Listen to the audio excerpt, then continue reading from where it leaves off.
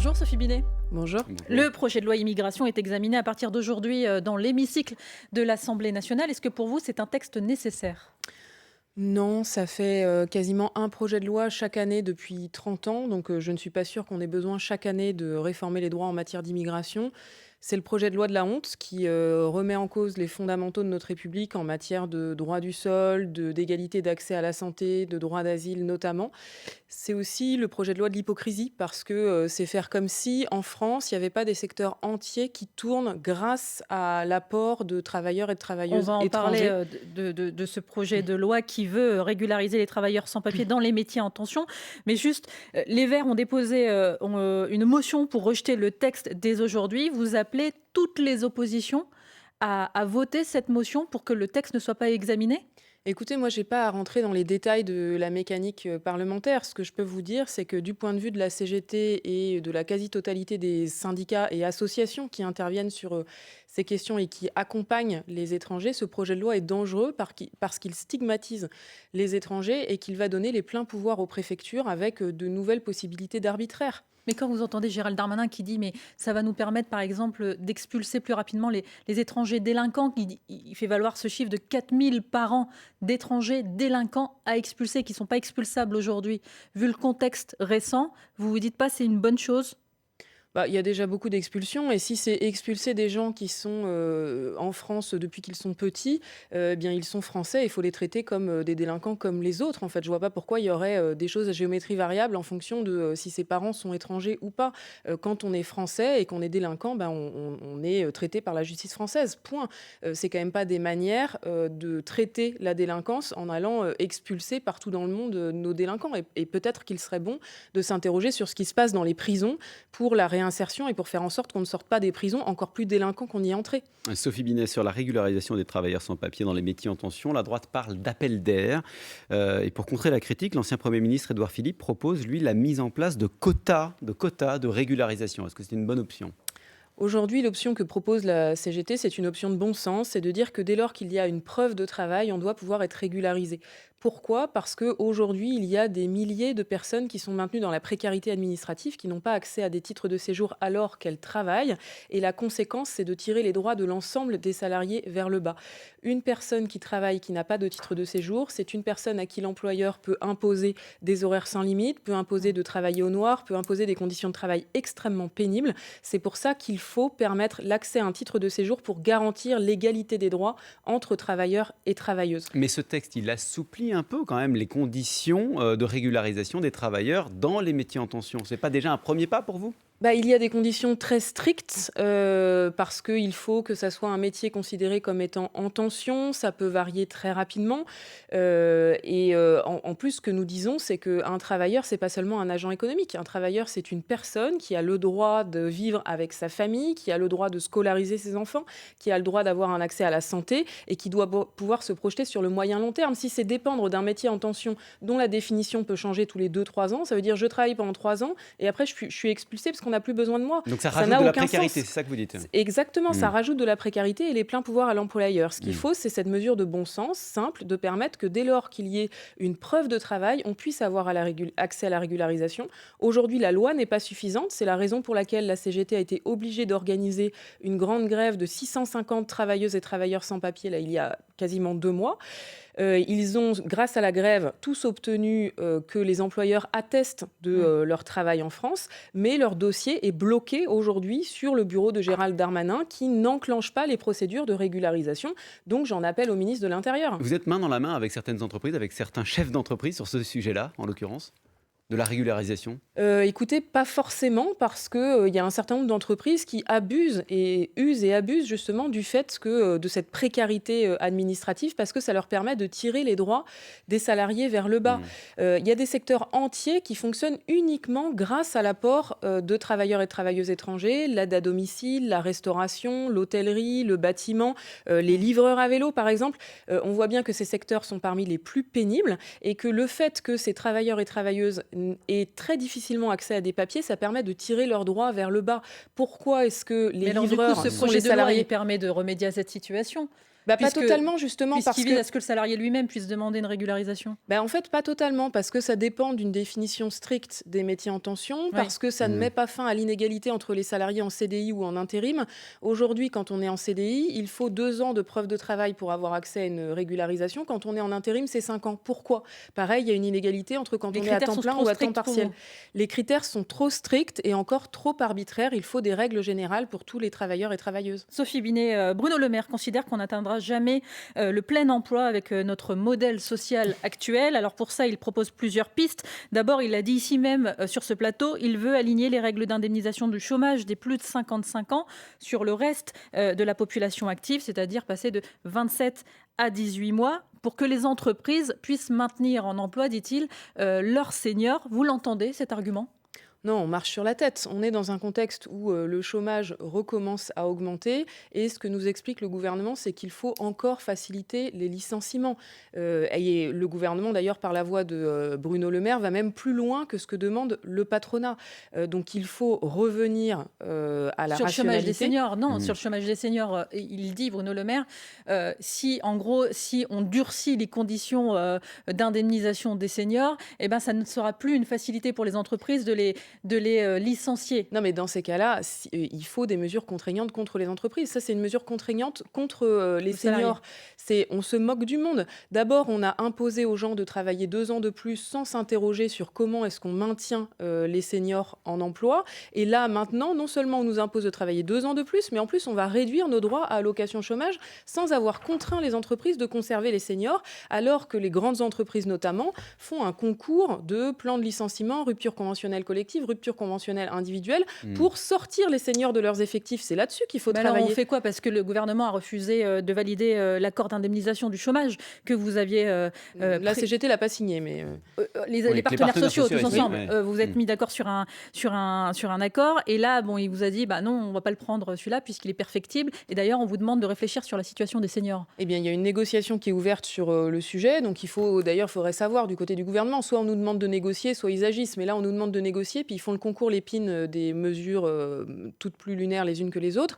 Et ensuite, dans cette négociation, la CGT va aller avec des propositions concrètes et contraignantes, parce que C'est-à-dire sur l'emploi des seniors, il faut arrêter d'avoir des pétitions de principe. C'est-à-dire, par exemple, imposer des obligations de formation pour les seniors, renchérir le coût des licenciements des seniors, parce que c'est pas possible qu'on se débarrasse des seniors comme de Kleenex, faire en sorte de systématiser les dispositifs de pré-retraite et les départs aménagés en retraite, mettre en place de vrais dispositifs de reconnaissance de la pénibilité et d'aménagement des postes de travail, parce qu'il ne faut pas oublier qu'il y a une majorité de métiers qu'on ne peut plus faire après 55 ans, qui sont trop pénibles. Qu'est-ce qu'on fait pour cela? Sophie Binet, secrétaire générale de la CGT, vous êtes l'invitée du 8h30 France Info. On vous retrouve juste après le fil info 8h41. Maureen Suignard. La sortie progressive des énergies fossiles et l'aide financière pour les pays les plus pauvres au cœur des discussions à Dubaï.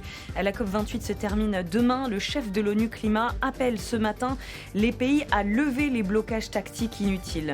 Sylvain Maillard estime qu'il n'y aura pas de majorité pour voter la motion de rejet. Le président du groupe Renaissance à l'Assemblée nationale le dit sur France Info. Une motion de rejet du projet de loi immigration est examinée cet après-midi par les députés. Si elle est adoptée, le texte ne sera pas débattu dans l'hémicycle. Cela sera d'abord un test dans les établissements scolaires, les départements volontaires. Les France Info vous dévoile ce matin les détails de l'expérimentation de l'uniforme à venir. Le kit contiendra 2 pantalons, 2 pulls et 5 polos par enfant. Aucun euro dépensé par les parents pour cet uniforme. Une flopée de médailles pour l'équipe de France de natation. 23 médailles, dont 7 titres au championnat d'Europe en petit bassin. À cela, 8 mois des Jeux Olympiques de Paris 2024. Il y a 2 ans, lors des précédents championnats d'Europe petit bain, la France n'avait ramené que 2 médailles. France Info. Le 8h30 France Info, Jérôme Chapuis, Salia Braclia. Avec ce matin Sophie Binet, secrétaire générale de la CGT, sur la rupture conventionnelle qui permet à un salarié de s'inscrire à Pôle emploi quand il quitte son entreprise après un accord avec son employeur. Elisabeth Borne dit maintenant que ce dispositif n'incite pas à chercher ou à reprendre un travail parce qu'aujourd'hui, plus personne ne démissionne. Et donc, elle veut réformer ce système. Est-ce que vous constatez aussi les effets pervers de ce dispositif ? En fait, la rupture conventionnelle, elle a été mise en place il y a 15 ans pour contourner les licenciements. C'était un moyen de permettre aux patrons de licencier des salariés sans être contraints par le droit du licenciement et par le coût d'un licenciement. Donc ce serait une bonne chose de revenir dessus? Eh bien, en fait, ce qu'on observe, c'est un renversement de l'histoire. C'est que depuis 15 ans, qu'est-ce qui s'est passé? On a considérablement facilité les licenciements. Et donc, c'est pour ça que le patronat et le gouvernement estiment que les ruptures conventionnelles ne sont plus nécessaires parce que les entreprises peuvent licencier quand elles veulent et comme elles veulent sans avoir besoin de la rupture conventionnelle. Et donc, le problème, c'est qu'encore une fois, c'est les salariés qui vont être les dindons de la farce parce que si on met fin aux ruptures conventionnelles, quand ça sera à leur initiative et qu'ils et elles voudront partir, ils seront contraints de démissionner et donc de partir sans indemnité et sans accès aux allocations chômage, alors que quand on veut quitter son emploi, on a plein de raisons légitimes de vouloir quitter son emploi, on n'a pas forcément un nouvel emploi derrière. Il faut avoir le temps de reconstruire un projet professionnel, etc. La position de la CGT, c'est suppression de la rupture conventionnelle? Non, la position de la CGT, c'est c'est ce que nous disons depuis 15 ans, il faut encadrer la rupture conventionnelle pour éviter les abus, parce qu'il y a un certain nombre d'employeurs qui abusent de la rupture Mais conventionnelle. c'est pas ce que veut faire Elisabeth Borne? Eh bien, je ne sais pas, j'attends de savoir précisément, mais ce que je sais, c'est qu'aujourd'hui, les employeurs n'ont plus besoin de la rupture conventionnelle parce qu'ils peuvent licencier très facilement sans risquer de condamnation. Et donc, aujourd'hui, ce que nous dit le gouvernement et le patronat, c'est qu'ils veulent remettre en cause la rupture conventionnelle pour remettre en cause les droits des salariés parce que dans un tiers à la moitié des cas, la rupture conventionnelle, elle se fait à la demande de salariés qui veulent quitter leur entreprise et se consacrer à un nouveau projet professionnel. Et donc, le problème, c'est que ces salariés, si on met fin à la rupture conventionnelle, on leur dit quoi? C'est pour ça que la position de la CGT, c'est d'encadrer strictement la rupture conventionnelle pour empêcher les abus des employeurs. Donc, par exemple, avoir des définitions de motifs qui permettent d'avoir recours à la rupture conventionnelle, renchérir le coût de la rupture conventionnelle pour l'employeur, de façon à encadrer le dispositif. Et par contre, ce qu'il faut interdire, c'est les ruptures conventionnelles collectives, qui permettent de contourner les plans sociaux et qui sont particulièrement utilisés pour sortir des seniors de l'entreprise. Sophie Binet, l'autre piste pour réduire le chômage, le gouvernement souhaite raccourcir la durée de recours du salarié contre son entreprise en cas de licenciement. Je vois vous hausser les sourcils, passer de 12 mois donc à 2 mois. Il a raison, c'est suffisant, 2 mois de réflexion pour se retourner contre son entreprise quand on est licencié? Non, c'est honteux. En fait, cette question-là, c'est l'Arlésienne. Ce qu'il faut rappeler, c'est qu'il y a 10 ans, les délais de recours, c'était 30 ans. Quand il y avait un licenciement abusif, on avait 30 ans pour aller au prud'homme, se retourner contre son employeur. C'est beaucoup. Aujourd'hui, oui, sauf qu'aujourd'hui, c'est 1 an. Et on nous parle de le mettre à 2 mois. En 2 mois, c'est impossible de faire un dossier juridique et d'aller au prud'homme pour faire respecter ses droits. Qu'est-ce qui s'est Mais là, passé? on parle du début, on parle d'enclencher en fait la procédure. Ouais, est-ce que 2 mois, c'est pas suffisant pour se dire peut-être que j'ai besoin de faire un recours? Non, c'est pas suffisant. Non, pas du tout, parce que quand on est licencié, c'est très violent. On a beaucoup de choses à mettre en place pour atterrir au niveau de soi-même et de sa famille, et donc se demander si on va faire une procédure contre son employeur ou pas, ça fait ça en plus. Il faut trouver un avocat, il faut monter le dossier, etc. Et donc le résultat de cette réduction des délais, je le disais, depuis 10 ans, on est passé de 30 ans de délai à 1 an aujourd'hui, c'est que le nombre de procédures au prud'homme a chuté.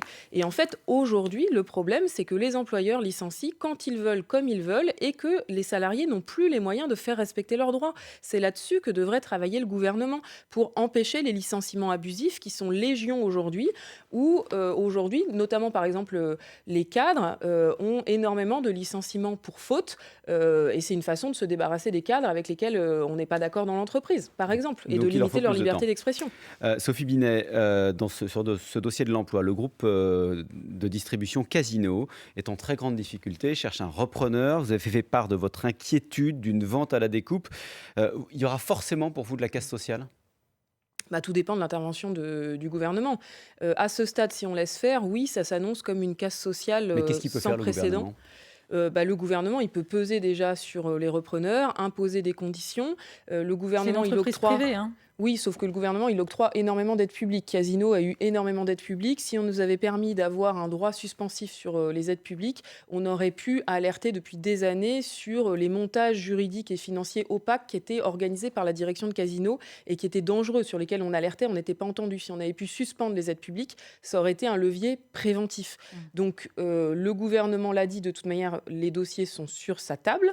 Et donc, il faut imposer qu'il n'y ait pas de démantèlement du groupe. Aujourd'hui, c'est c'est le démantèlement du groupe qui est à l'ordre du jour. Si Casino cède, comme il l'a annoncé, 400 hypermarchés, évidemment que derrière, les entrepôts et le siège vont être surdimensionnés et qu'il y aura de la casse sociale à ce Mais niveau-là. c'est quoi la solution du point de vue des repreneurs? Est-ce qu'il vaut mieux pas un repreneur qui malheureusement va procéder à une vente à la découpe, ou alors ne pas avoir de repreneur du tout, et alors dans ces cas-là, ce sont tous les salariés qui sont à la rue?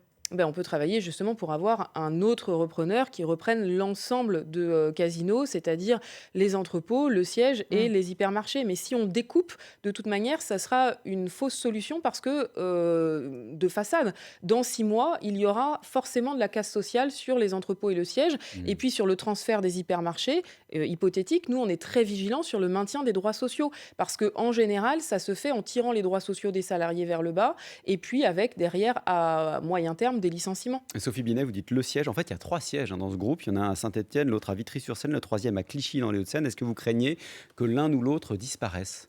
Oui, tout à fait. Encore une fois, si le Casino est découpé avec une cession de 400 hypermarchés, c'est pas possible de garder ces 3 sièges avec autant de salariés et dans les sièges et dans les entrepôts. Il y aura un déséquilibre du groupe qui ne pourra pas tenir dans la durée. Donc c'est pour ça que les salariés, l'intersyndicale, tirent la sonnette d'alarme. Mais c'est quoi vos leviers d'action à vous? Notre levier d'action, d'abord, c'est d'être autour de la table. Parce que pour l'instant, on est seulement sur un strapontin, on n'a pas accès au dossier. Donc nous voulons avoir accès à toutes les informations. Nous voulons que notre point de vue soit pris en compte. Nous avons nos experts. On a déclenché là un droit d'alerte économique pour avoir accès à toutes les informations. Et nous voulons que nos options soient prises en compte. Sophie Binet, on voulait vous faire réagir sur une nouvelle proposition de Carrefour. Les magasins Carrefour proposent à ses clients de payer une assurance anti-inflation pour 3 ou à 4 euros par mois.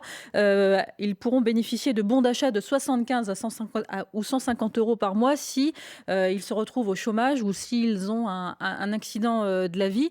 Quel regard vous portez sur cette initiative ?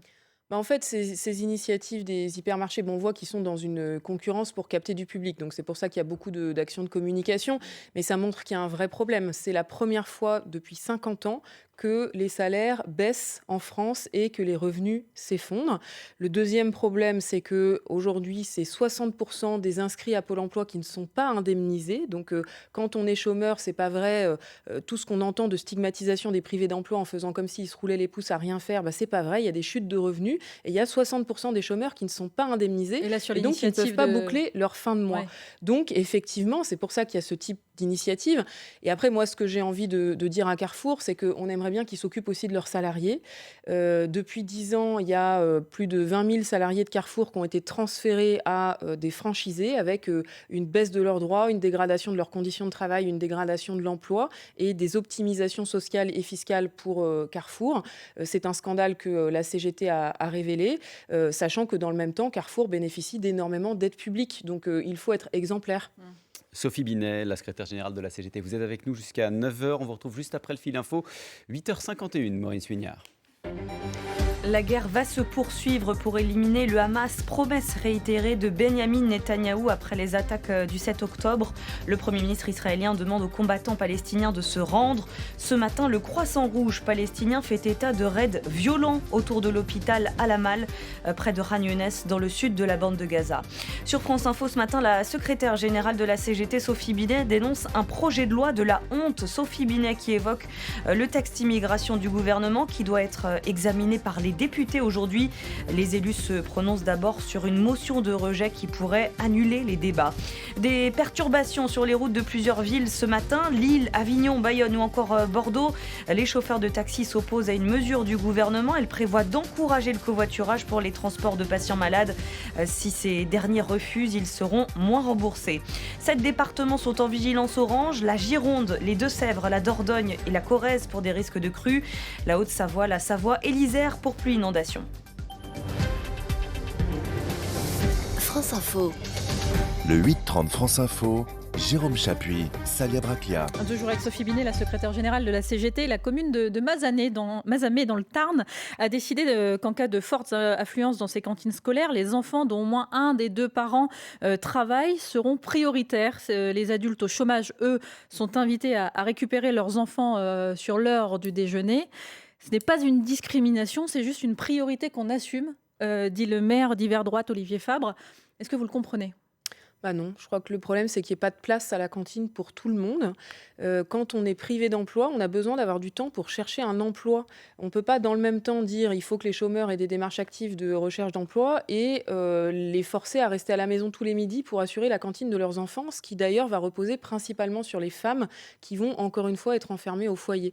Donc c'est très grave d'avoir des mesures discriminantes et stigmatisantes pour les chômeurs en faisant comme si, encore une fois, ils passaient leur journée à se rouler les pouces à la maison. Lui, il fait face à l'inflation. Le maire d'hiver droite de Mazamet, il dit avec l'inflation, je ne peux pas assurer non plus la cantine pour tous les enfants en cas de forte influence. Et donc, du coup, faut avoir des priorités. Bah, le problème, c'est que le budget des communes s'effondre parce que l'État ne compense plus à la bonne hauteur les frais des communes. C'est là-dessus qu'il faut agir. Et là, en revenir au partage de la pénurie entre les élèves et les familles, c'est grave. Et donc, pour moi, le problème, c'est que dans le même temps, le budget des communes s'effondre et le gouvernement persiste et signe en baissant la fiscalité qui va alimenter les collectivités, notamment la taxation des entreprises, en fait, qui va Oui. baisser sur 2023 et sur 2024, et ça fait plusieurs milliards de baisse de ressources pour les collectivités. Il est là le problème, et ça serait un levier pour augmenter le budget des collectivités. Sophie Binet, on est à 10 jours des vacances scolaires. La menace de grève pendant les fêtes a été écartée à la SNCF. Est-ce que vous garantissez qu'il n'y aura pas non plus de grève pour les Jeux Olympiques à la SNCF, à la RATP? Bah, c'est les salariés qui débattent et qui décident ensemble de se mettre en grève ou pas. C'est pas moi qui vais garantir quoi que ce soit. Ce qui est sûr, c'est que le meilleur moyen d'éviter des grèves, c'est que les revendications soient entendues avant. Ça ne fait plaisir à personne de faire grève. Par contre, si les revendications ne sont pas entendues, évidemment que les salariés se mettent en grève. Et les questions de pouvoir d'achat, par exemple, à la SNCF, à la RATP, vous considérez qu'elles sont aujourd'hui réglées? Non.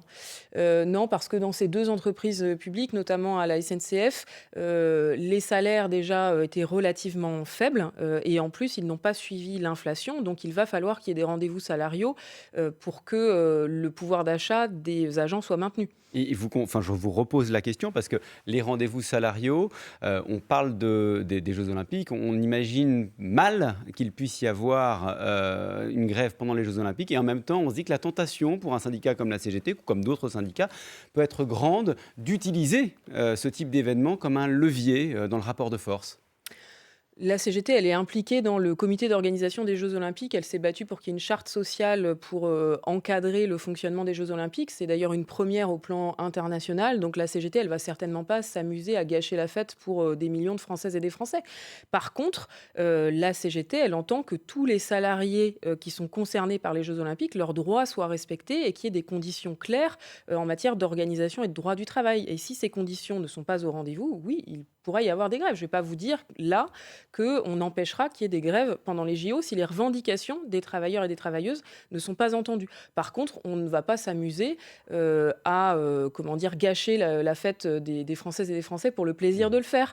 C'est pour faire entendre des revendications qui doivent être prises en compte. Ce qui nous inquiète aujourd'hui, c'est les investissements dans le ferroviaire qui ne sont pas au rendez-vous et qui font que nos infrastructures sont vieillissantes avec un certain nombre d'incidents qui sont très prévisibles et qui continuent à se produire parce qu'on n'investit pas sur l'entretien de notre infrastructure ferroviaire. C'est ça que doit faire le gouvernement aujourd'hui. Vous avez fait front commun avec les autres syndicats, Sophie Binet, sur la question des retraites. On en est où aujourd'hui dans l'intersyndicale ? Eh bien, on continue à se voir parce que nous pensons qu'il faut maintenir des relations unitaires de haut niveau. Nous serons d'ailleurs demain ensemble en manifestation à Bruxelles avec plus de 3000 militantes et militants français et puis avec l'ensemble des syndicats européens pour dénoncer le risque de retour des règles d'austérité au plan européen. C'est très important ce qui se passe à Bruxelles actuellement. En fait, il y a une négociation entre tous les chefs d'État sur le pacte de stabilité, donc la fameuse règle des 3%. Qui a été suspendu depuis le Covid et là que Bruxelles menace de remettre en place. Si cette règle était remise en place, ça voudrait dire dès 2024, moins 13 milliards de dépenses en France, alors que nos hôpitaux sont déjà complètement asphyxiés, par exemple. Donc l'intersyndicale, c'est pas terminé, c'est devenu une intersyndicale permanente.